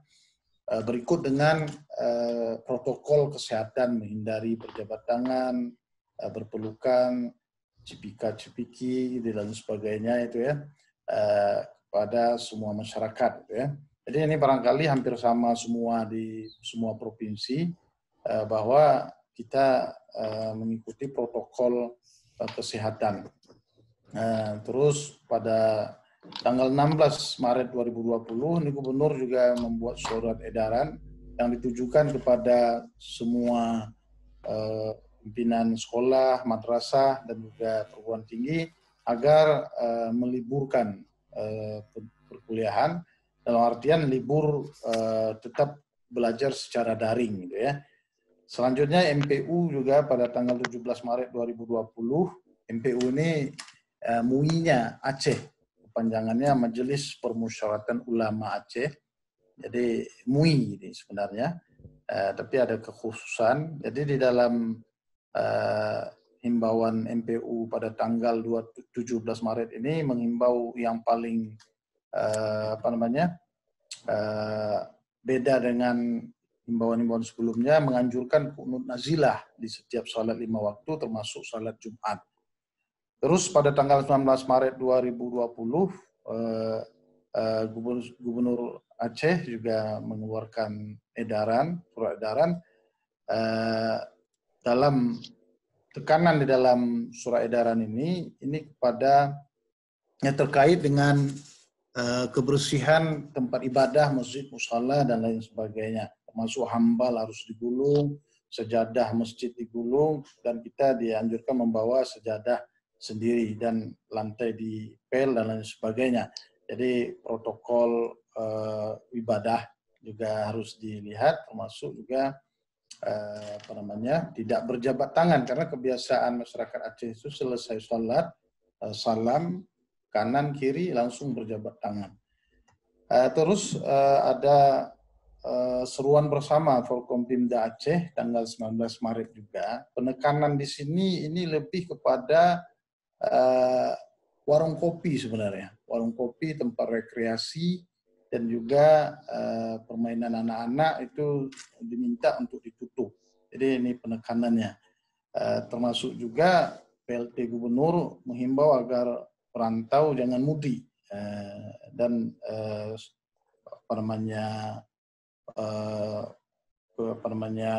seruan bersama Forkompimda tadi ditindaklanjuti oleh Gubernur untuk menyurati Wali Kota Banda Aceh. Mengapa Wali Kota Banda Aceh waktu itu yang difokuskan? Karena kasus yang terbanyak itu memang di Kota Banda Aceh, di antara kabupaten kota di seluruh Aceh. Jadi dilihat oleh kita semua bahwa masyarakat Aceh walaupun sudah ada himbauan dari Forkompimda Aceh, tapi tetap waktu itu banyak juga pemuda-pemuda, anak-anak muda yang nongkrong, minum kopi di warung-warung, di kafe dan lain sebagainya. Termasuk ada Bupati Aceh Besar dan Wali Kota Banda Aceh, pokoknya saling bahu-membahu, termasuk MPU tadi. Yang terakhir MPU membuat semacam tausiah untuk tentang tata cara pelaksanaan ibadah di bulan Ramadan dan kegiatan agama lainnya. Intinya MPU atau MUI-nya Aceh mengizinkan salat tarawih berjamaah dengan memperhatikan protokol kesehatan dan juga tetap memakai masker dan lain sebagainya. Oke, jadi semua kebijakan ini memang agak berat diimplementasikan karena tipikal masyarakat yang barangkali tidak terlalu sadar gitu kan, dan barangkali punya persepsi sendiri sehingga mereka kadang-kadang tidak terlalu patuh dengan protokol-protokol kesehatan yang sudah ditekankan oleh pemerintah dan juga para ulama. Barangkali Ibu Bapak pernah melihat di televisi dan membaca berita bahwa Satpol PP, TNI, Polri juga ikut mensosialisasikan dan juga menertibkan kondisi perilaku masyarakat yang ada di Aceh umumnya dan Banda Aceh khususnya. Hampir seperti yang disampaikan oleh Pak Hendra tadi, bahwa kita di desa, kalau di desa kita pergi ke desa, kebetulan saya nggak pergi, tapi kita mendengar informasi dari saudara dan keluarga di kampung-kampung. Di kampung tidak ada lockdown dan lain sebagainya. Mereka ke sawah pulang, jadi tidak ada orang asing yang datang. Jadi hal-hal yang barangkali melatar belakangi kebijakan banyak sekali, baik dari para umara dan ulama di Aceh, ya seperti gambar ini. Jadi anak-anak muda masih nongkrong di warung kopi sampai akhir Maret kemarin itu ya. Jadi sempat diberlakukan juga jam malam. Jadi supermarket, kedai dan lain sebagainya tidak diizinkan untuk buka setelah jam 9 malam. Oleh karena itu supermarket rata-rata di Aceh waktu itu buka sampai jam 8 malam karena salat Isya, kita azan Isya berkumandang di Banda Aceh itu pada jam 8, selesai Isya udah hampir jam 9, itu nggak ada lagi supermarket yang buka, rata-rata seperti itu. Itu terjadi sekitar 3 atau 4 malam waktu itu. Cukup menyengsarakan karena kadang-kadang kebutuhan yang kadang-kadang kita butuhkan pada malam hari yang biasanya tidak kita siapkan pada siang hari, misalnya susu anak-anak dan sebagainya, itu cukup membuat kita panik barangkali waktu itu. Jadi dan masyarakat dan Pemda Aceh yakin bahwa corona ini tidak datang sendirinya, tapi dia dibawa oleh pendatang yang barangkali berasal dari daerah yang sudah kena wabah. Oleh karena itu, pada poin tadi ada permohonan Bupati Aceh Besar ini yang dikirimkan surat ke Menteri Perhubungan, yaitu ke Dirjen Perhubungan Udara di Jakarta, untuk meminta menutup Bandara Sultan Iskandar Muda karena memang pintu masuk dari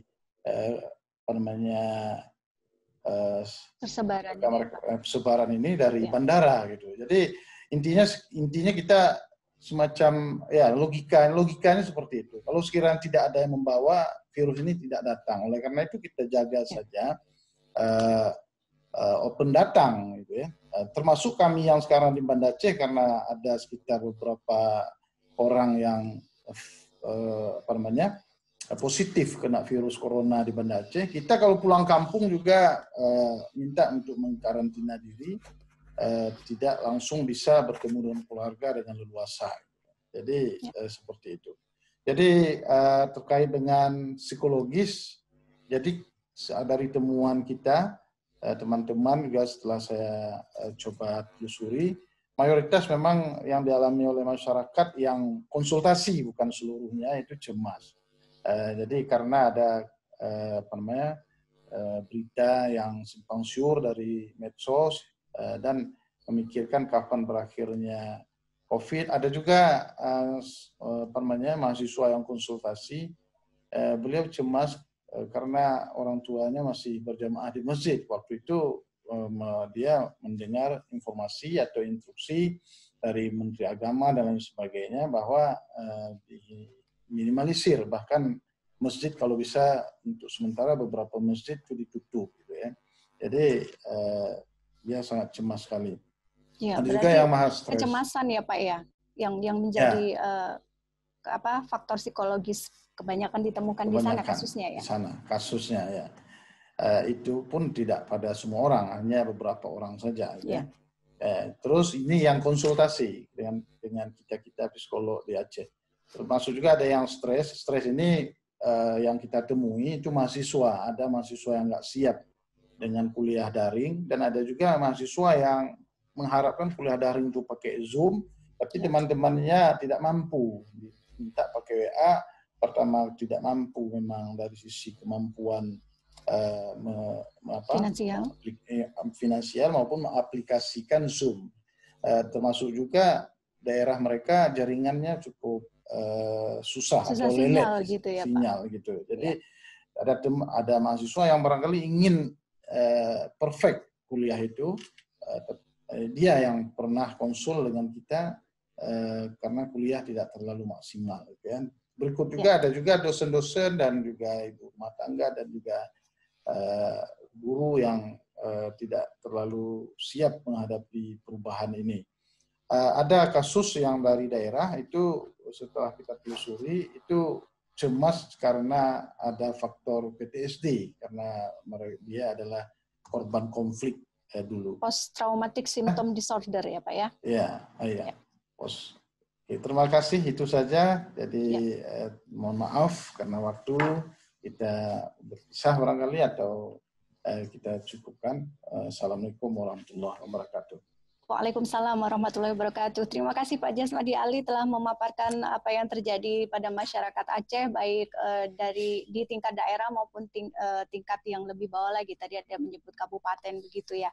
Jadi ternyata masing-masing daerah punya tantangannya masing-masing dan masing-masing daerah punya caranya masing-masing untuk bisa membuat masyarakat sekitar pada prinsipnya seperti himbauan pemerintah di rumah saja, kemudian ada pembatasan untuk jaga jarak. WHO pertama menyampaikan bahwa itu dinamakan sebagai social distancing, tapi kemudian diralat sendiri oleh WHO bahwa bukan hanya social distancing yang perlu diterapkan, tetapi juga secara fisik, artinya physical distancing itu yang perlu.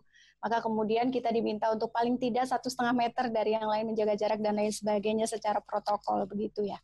Baik, kita masih punya 10 menit untuk tanya jawab. Sudah ada satu penanya untuk Kabupaten Musirawas.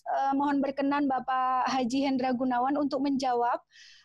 Pertanyaan dari salah satu audiens adalah bagaimana strategi Musirawas untuk menghalau penyebaran corona mengingat Lubuk Linggau sudah banyak yang terkena, Bapak. Ya. Jadi bagaimana strateginya Kabupaten Musirawas? Karena ternyata katanya Lubuk Linggau ini sudah banyak yang terkena. Saya tidak tahu apakah yang maksudnya adalah ODP, PDP-nya atau mungkin memang sudah banyak yang artinya kalau orang sudah dalam pemantauan, kemudian kan itu artinya punya kerentanan untuk menjadi PDP, begitu ya Pak. Monggo Bapak, waktu dan tempat dipersilakan. Baik, terima kasih ini. Masih semangat tapi? Masih Pak, ini kita harus semangat karena iya. Karena semangat itu meningkatkan imun Bapak. Imunitas, apalagi senyum Betul. terus harus senyum terus biar imunitas kita. Terima kasih. Kita juga melihat artinya dengan kasus yang pertama yang masih paling banyak DKI, kemudian ketika DKI turun, dan kemudian juga kita lihat mengapa sama seperti di Aceh, karena Lubuk Linggau ini juga ada bandara. Makanya kemarin banyak minta tutup bandara, tapi ini bukan kewenangan daerah, ini ada kewenangan pusat untuk menutupnya tadi. Karena kita sudah tahu bahwa dengan mobilitas masyarakat yang demikian dari zon-zon merah, khususnya dahulu DKI dan juga daerah Jabotabek sekitarnya, ini bisa membuat mata rantainya tidak bisa terputus. Nah, untuk menghadapi ini, yang sekarang katakanlah Kota Lubuk Linggau, kita semakin memperketat. Tetap sosialisasi, edukasi ke masyarakat tetap kita lakukan. Pertama, artinya virus ini menyebar tidak melalui udara, artinya manusia. Jika kita membatasi, kita punya 14 kecamatan. 14 kecamatan, 186 desa, 13 kelurahan. Saya hampir 14 hari ini, seluruh kecamatan saya siapkan waktu 2 jam, 3 jam secara langsung untuk pitkon dengan Bupati. Untuk memberikan, seperti kita ini, kondisi masing-masing daerah, apa yang telah dilakukan, apa yang telah dikerjakan, dengan kita terus memberikan informasi-informasi terbaru. Memang, dengan banyak nama saja, banyak manusia lain. Saya juga banyak memiliki hampir 186 kades dan 13 kelurahan. Tentunya mereka juga mempunyai metode masing-masing. Sama juga daerah, juga dengan kondisi masing-masing kepala berbeda juga memiliki strategi masing-masing. Tadi saya katakan kunci yang utama hanya 2 tadi.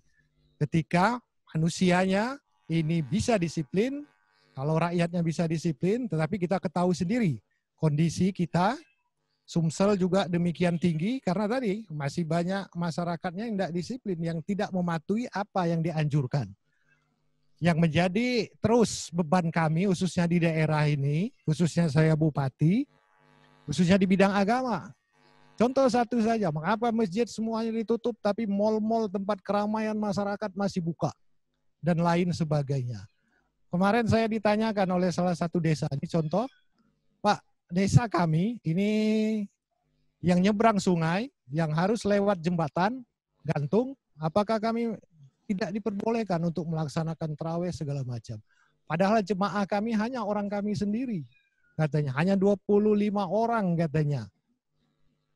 Dan itu juga malahan dia ketawa, rakaat tarawihnya 23 orang, Pak. Jarang orang yang mau ikut tarawih 23 rakaat itu.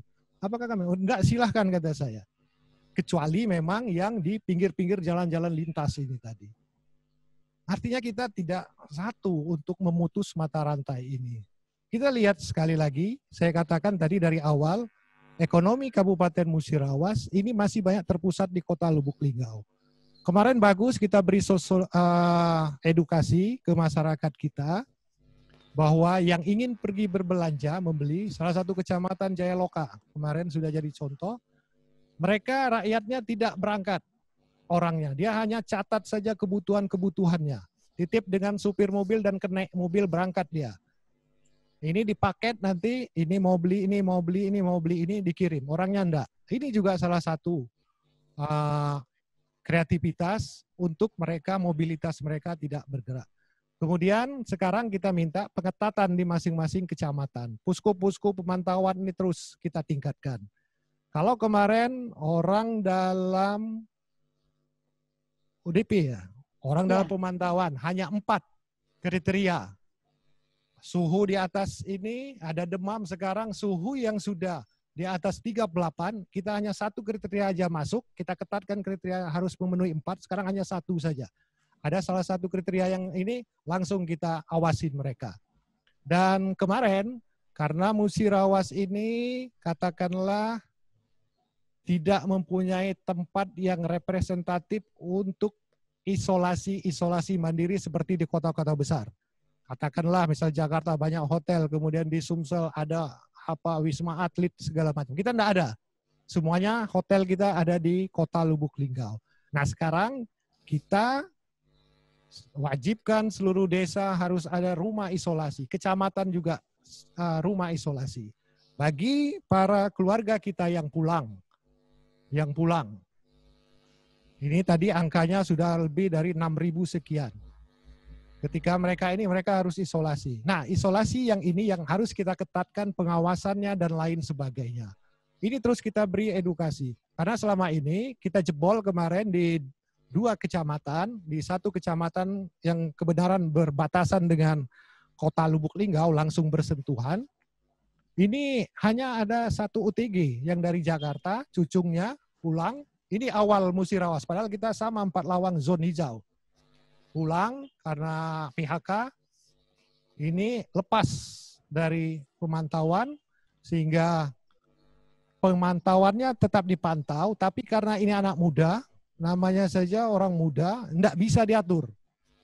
Enggak bisa diatur sehingga dia ketemu neneknya yang sudah usia di atas 60 di rumah neneknya ini, sehingga neneknya yang positif, sehingga kasus pertama positif ini meninggal orang tuanya. Tapi karena proses pemeriksaan, rapidnya negatif, segala macam negatif, swabnya kita kirim berapa hari untuk yang meninggal ini, sehingga barulah katakanlah seminggu berapa hari baru keluar bahwa swabnya positif. Padahal rentang waktu yang ada, anak ini sudah berkeliaran kemana-mana.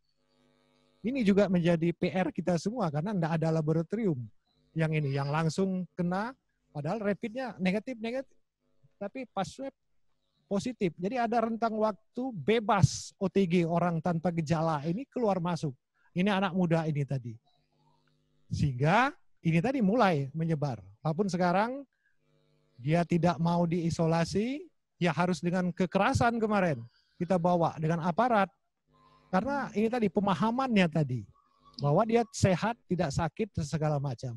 Makanya ada yang menyarankan, nggak usah lagi sosial. Tidak, ini hal yang baru. Terus jangan putus asa, berikan penjelasan kepada masyarakat. Mengapa kita harus pakai jarak? Mengapa kita tidak boleh bertemu? Karena muncratan dari mulut kita inilah yang bisa. Mengapa kita harus cuci tangan dan lain sebagainya tadi. Mengapa kita harus bersih dan lain sebagainya. Makanya terus minta keliling, terus dimotivasi kepada seluruh masyarakat kita. Walaupun dalam satu keluarga, sekarang alhamdulillah, yang kontak-kontak ini sudah kita isolasi, kemudian pengawasannya terus kita perketat. Karena mereka kemarin pulang, Pak kami isolasi mandiri Pak, isolasi mandiri. Ini juga kelemahan, kita akui kelemahan. Makanya kita evaluasi, kita perketat untuk pengawasan mereka. Sekarang kita tempatkan juga di tempat-tempat yang representatif dan kita minta, kalau memang mandiri, memang ini layak untuk mandiri, kamarnya memang terpisah dan lain sebagainya. Jadi kita terus memperbaiki, mengevaluasi ini. Dan kemudian yang juga menjadi persoalan kita, ini kan semakin banyak saudara-saudara kita yang tenaga medis juga yang terkena ini tadi. Kemudian ya, karena ini mereka garda depan ya Bapak. Ya? Garda terdepan. Ini menjadi trauma. Bagi kita punya 19 puskesmas, harusnya mereka mampu ini tadi. Karena puskesmas kita juga sudah berkembang pesat, bangunannya juga, fasilitasnya juga sudah lengkap. Sebenarnya mereka mampu ini untuk mengatasi ini. Tapi karena melihat rekan-rekan yang ini, mereka juga untuk melakukan katakanlah pengobatan, mereka juga tetap harus hati-hati. Ini juga terus kita beri semangat ini tadi. Bagaimana mereka tetap, karena ini amanah harus mereka jalani, tapi kita tetap memberikan fasilitas, katakanlah APD-nya yang baik, kita berikan, karena APD yang sumbangan, mohon maaf, walaupun kita terima juga, ini kadang-kadang kualitasnya juga tidak baik, dan lain sebagainya. Dan persoalan lagi, masyarakat yang berobat di puskesmas, ini kan tidak jujur sering kita katakan.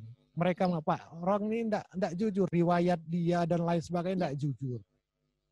Sehingga inilah yang bisa jadi korban medis kita. Kalau mereka, Pak, saya ini, saya dari zona merah segala macam ini.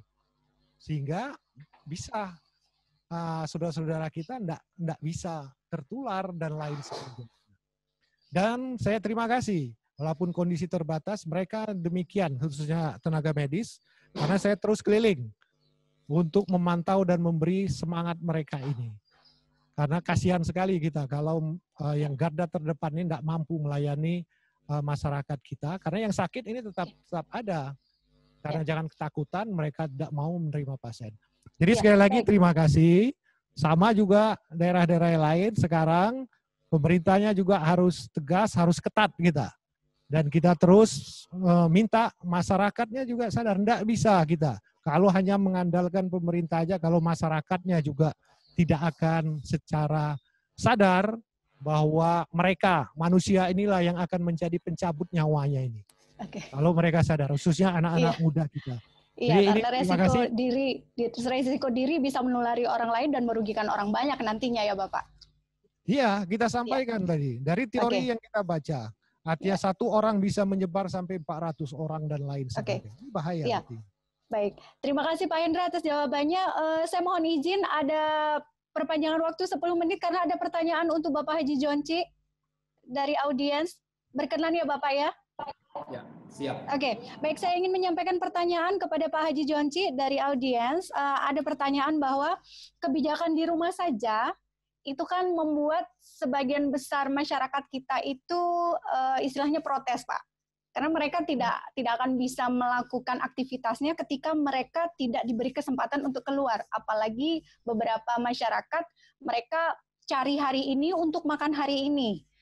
Nah, belum lagi work from home, kemudian sekolah di rumah atau bekerja dari rumah, itu juga tidak bisa menjamin beberapa orang untuk istilahnya untuk bisa memandirikan mereka. Karena pada kenyataannya akhirnya mereka nggak bisa ngapa-ngapain terus hidup dari apa gitu Pak. Lalu solusi dari pemerintah Kabupaten Empat-Lawang atau kebijakan apa terkait dengan hal ini untuk bisa menjawab kecemasan para masyarakat dari Empat-Lawang Pak? Mohon jawabannya, terima kasih. Baik, Mbak Rata. Pertama, alhamdulillah karena Empat-Lawang sebagian besar masyarakat adalah petani. Jadi stay at home yang dimaksud oleh pemerintah itu bukan dalam artian totalitas tinggal di rumah. Masih sebagian besar masyarakat Empat-Lawang berangkat ke kebun, ke daerah pertanian mereka. Nah, kemudian apa yang dilakukan pemerintah berkaitan dengan ini? Pertama, pemerintah Pemkab Empat-Lawang, saya sebagai Bupati Daerah sudah buat kebijakan di samping dampak kesehatan, dampak sosial ekonomi yang harus kita pikirkan dengan cara bansos pembagian sembako. Saya berpikir dan kebiasaan orang Empat-Lawang ini kalau sudah punya beras bisa hidup. Karena kalau untuk sayur mayur bisa dicari di kebun, di lahan pertanian. Sehingga kita membuat kebijakan tahap pertama kemarin melakukan bansos pemberian sembako kepada lebih kurang 30.000 keluarga, ya, kepala keluarga. Dan sudah kita lakukan. Dengan isinya memang cukup untuk kebutuhan yang sangat-sangat sederhana. Isinya itu 10 kg beras, 1 kilo minyak goreng, 1 kilo gula, dan 1 kilo gandum. Jadi itu sudah kita bagian distribusikan. Alhamdulillah secara umum berjalan dengan baik. Kemudian dari mana sumber berasnya? Nah ini itu penting. Sumber beras itu penting. Sebagian besar kita beli dari hasil pertanian masyarakat. Kita membeli 303 ton lebih ya beras dan 200 ton itu kita beli dari hasil petani, dari beras petani. Itu yang kita sebar kemarin. Jadi kualitas juga tidak kalah dengan beras lain. Artinya nanti kembali, artinya nanti kembali juga untuk mereka ya Pak ya, untuk bisa memandirikan mereka. Putar aja sirkulasinya itu perputarannya dari masyarakat ke masyarakat. Itu intervensi pemerintah dengan cara membeli hasil petani mereka tadi. Dan kita berharap tadi tidak stay home dalam artian totalitas, tapi mereka tetap berangkat ke kebun, itu kan pasti menjaga. Tidak akan ada kerumunan banyak orang. Dia berkebun, bisa terus melaksanakan kerjaan mereka, dan hasil mereka yang susah dijual, dibeli oleh pemerintah. Kemudian dikasihkan kepada masyarakat lagi. Itu akhirnya kita bisa juga yang kita lakukan. Itu Mbak strateginya. Oke. Baik, terima kasih Pak Haji Jonci atas jawabannya. Karena kita sudah waktu yang sangat-sangat sebetulnya sudah lewat, saya mohon maaf waktu kita menjadi terlewat, tetapi insya Allah ini akan sangat bermanfaat, bukan hanya untuk masyarakat kabupaten setempat, tetapi karena ini disiarkan di seluruh Indonesia, maka insya Allah ini akan menjadi bermanfaat juga untuk seluruh masyarakat Indonesia. Mungkin singkat sebelum ditutup, pesan dari pemerintah Kabupaten Musirawas dan pemerintah Kabupaten Empat Lawang untuk masyarakat sekitar secara khusus dan masyarakat Indonesia secara luas. Monggo dari Pak Haji Pak Hendra Gunawan dulu, waktu dan tempat dipersilakan. Terima kasih. Dari awal saya katakan ini adalah ujian dari Allah Subhanahu wa Ta'ala. Dan tentunya yang harus kita lakukan, kita tidak bisa sendiri-sendiri. Artinya kita tetap bersatu padu. Sekecil apapun yang bisa kita berikan, baik itu berupa nasihat apapun, bantuan, saat sekaranglah yang diperlukan. Sekali lagi, warisan nenek moyang kita, contoh teladan sehingga kita bisa berdiri sekarang, kita bisa duduk demikian, bisa pitkon ini karena perjuangan para pahlawan-pahlawan kita. Dan kuncinya tadi bersatu padu. Nggak usahlah kita saling salah menyalahkan. Yang salah kita perbaiki. Nggak usahlah kita saling, ya gimana lah. Artinya dengan kondisi yang sekarang, apalagi di bulan puasa. Jadi sekali lagi gotong royong bersatu padu. Dan kita minta inilah kesempatan kita untuk merubah kebiasaan kita, seluruh masyarakat kita. Untuk berdisiplin, bagaimana hidup bersih dan segala macamnya. Agama kita juga sudah menganjurkan ini. Artinya, dengan berwudu segala macam ini untuk bersih. Nah ini harus tetap kita pertahankan. Dari disiplin-disiplin. Apa yang sudah menjadi protap dari pemerintah, yang sudah diberikan. Ini untuk kebaikan kita semua. Dengan menjaga jarak dan lain sebagainya. Insya Allah kalau kita mengikuti ini, apalagi kita sudah berbulan-bulan tahan ini, tidak melaksanakan interaksi sosial. Kita tidak berhubungan segala macam. Kalau bisa tahan, menjaga sabar dengan ini, insya Allah kita bisa menang. Tapi kalau kita tidak tahan dengan ujian ini, saya tidak bisa membayangkan kalau memang ini, dampak ini, katakanlah satu orang bisa menyebar sampai 400 orang, dapat kita bayangkan. Mudah-mudahan kita berdoa ini tidak terjadi. Sekali lagi, kita bersatu, bergotong royong, tidak usah mencari saling salahan, yang salah kita perbaiki, kita benarkan. Kasih masukan, saran yang baik, sehingga kita ke depan, setiap menit, detik, minggu, bulan, kita akan terus pemerintah ini akan terus memperbaiki. Kritik yang terima, terus kita perbaiki ke depan, untuk lebih baik lagi. Walaupun visi kami sempurna, memang tidak ada yang sempurna. Tapi sempurna ini cuma singkatan saja Mbak. Jadi, terima kasih. Tetap semangat kita, insya Allah kita menang. Musirawas sempurna. Wassalamualaikum warahmatullahi wabarakatuh. Waalaikumsalam warahmatullahi wabarakatuh. Baik, monggo kepada Pak Haji Jonci Muhammad untuk menyampaikan himbauan. Mulai dari sudut pandang strategis COVID-19 ini, saya pada seluruh masyarakat Palawang agar patuhi standar yang sudah disampaikan pemerintah, jaga jarak, jangan datang tempat keramaian, kuatkan imun tubuh kita masing-masing.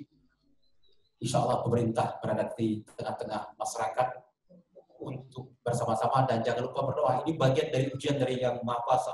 Mudah-mudahan dengan kita melakukan itu, banyak berdoa, wabah ini akan segera berlalu. Kemudian yang terpenting juga, mari jaga persatuan kita bersama. Insya Allah dengan kita bersatu, pemerintah bersatu, ulama bersatu, masyarakat sadar, kedua belah pihak, pemerintah melakukan tugas-tugas mereka, rakyat menyadari apa yang harus dilakukan. Insya Allah bumi Palawan, bumi yang kita cintai ini akan tetap masuk pada kategori zona hijau seperti sekarang ini. Amin ya rabbal alamin. Assalamualaikum warahmatullahi wabarakatuh. Waalaikumsalam warahmatullahi wabarakatuh. Terima kasih banyak. Sekali lagi kami haturkan terima kasih dan penghargaan yang sebesar-besarnya kepada Bapak Bupati Kabupaten Musirawas, Bapak Insinyur Haji Hendra Gunawan SH MM. Kemudian terima kasih dan penghargaan yang sebesar-besarnya juga kepada Bapak Bupati Kabupaten Empat Lawang, Bapak Haji Jonci Muhammad, SSI SH MMMH, dan beserta jajarannya dari Kabupaten Musirawas dan Kabupaten Empat Lawang. Saya ada sedikit menyampaikan informasi sekali lagi, kalau misalnya mungkin ditemukan kasus yang secara psikologis membutuhkan konsultasi online, konsultasi psikologi, bisa menghubungi nomor telepon 087838858381. Saya ulangi sekali lagi, 087838858381, bisa melalui admin saya sendiri, Nita. Nanti kami akan bantu untuk memberikan layanan psikologi berkaitan dengan apa yang dirasakan, keresahan psikologi, kecemasan, ataukah stres, dan lain sebagainya, bisa kami bantu untuk diberikan konsultasi secara gratis. Dan konsultasi ini bisa dilakukan 3 kali untuk satu klien, bisa meminta konsultasi 3 kali gratis begitu.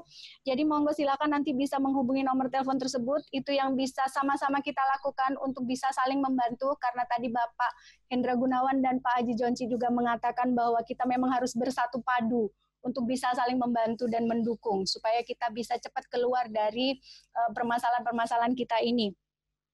Lalu kemudian dalam psikologi disampaikan bahwa dalam kondisi terburuk sekalipun, insya Allah masih tetap ada hikmah yang bisa kita ambil.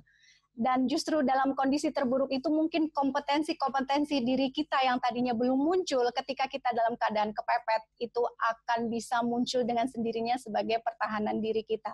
Dan itu akan menjadi kekuatan yang luar biasa bagi kita semua untuk bisa naik kelas ke tahap selanjutnya. Baik, saya tidak berpanjang waktu karena ini waktu sudah habis.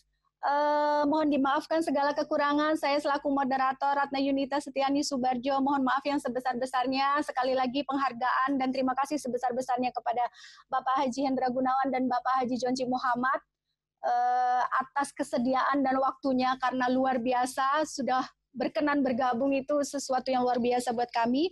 Mohon izinkan saya berpantun juga untuk membalas pantun dari bapak-bapak sekalian. Jalan-jalan ke Tanah Jawa, jangan lupa mampir ke Jogja. Terima kasih tak terkira untuk Pak Jonci dan Pak Hendra karena sudah berkenan bergabung dalam acara. Dari saya mohon undur diri, saya dan mewakili teman-teman kru yang bertugas dari MCC PP Muhammadiyah mengucapkan selamat mempersiapkan untuk Hari Raya Idul Fitri. Mohon maaf lahir dan batin.